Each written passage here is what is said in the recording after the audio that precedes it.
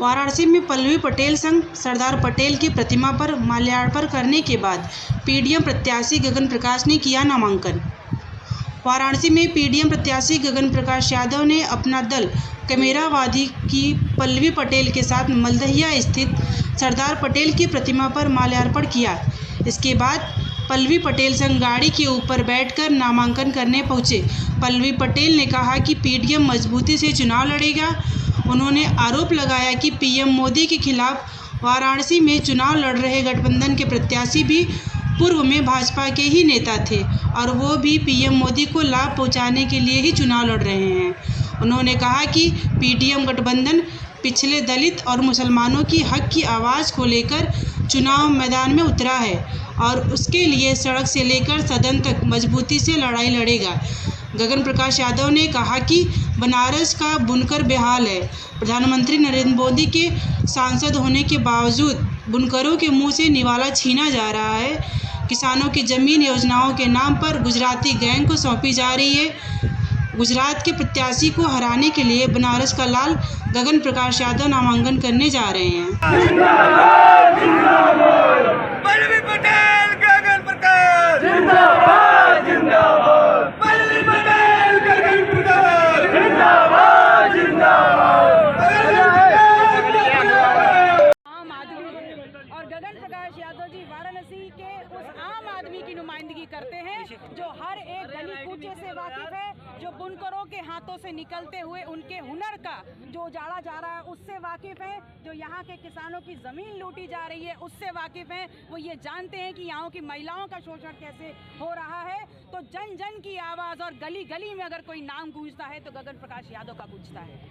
इस बार लेकिन इस बार 5 लाख से अधिक वोटों से मोदी जी को जिताने का संकल्प लिया है। क्या उनकी कितनी टफ फाइट है यहाँ पर, किस तरीके से देखती हैं? देखिए, सिर्फ भारतीय जनता पार्टी ने नहीं बल्कि वो लोग जो कह रहे हैं कि हम भारतीय जनता पार्टी को हराना चाहते हैं, उन्होंने भी भारतीय जनता पार्टी के उम्मीदवार के सामने भारतीय जनता पार्टी के एक पुराने कार्यकर्ता को प्रत्याशी बनाकर उन्होंने भी कसम खाई है कि वो भारतीय जनता पार्टी को जिताएंगे।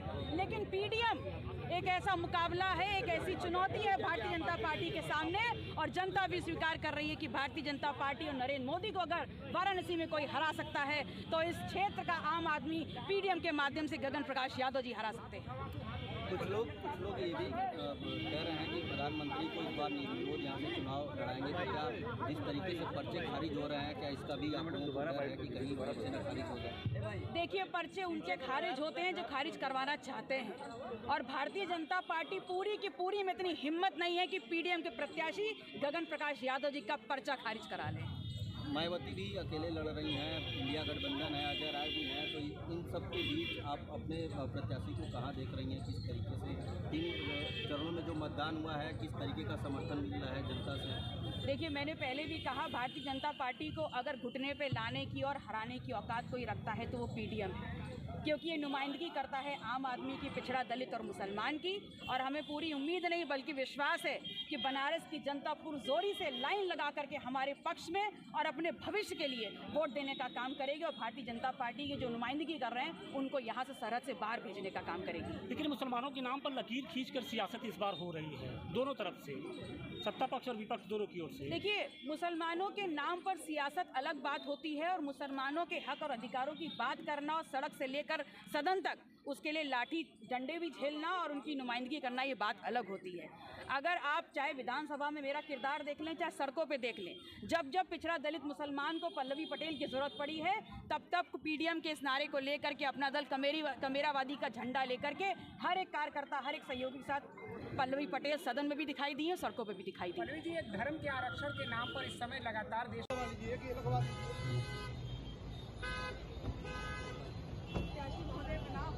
आपको बहुत बहुत शुभकामना।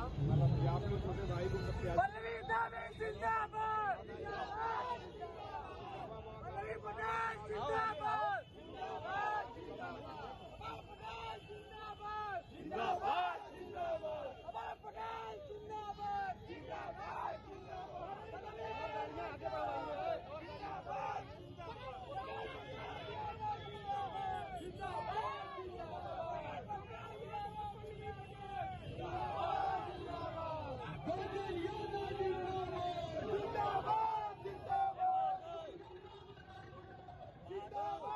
आप जिस एक मेरा स्टैंड है कि आज पीडीएम के प्रत्याशी नॉमिनेशन कराने आए और उसी पे बात की। राहुल गांधी कह रहे हैं कि मैं अपनी बात को पुनः दोहरा रही हूँ, आज नॉमिनेशन पे बात करें, आप लोगों से रूबरू होने का मौका मुझे दोबारा मिलेगा। धन्यवाद।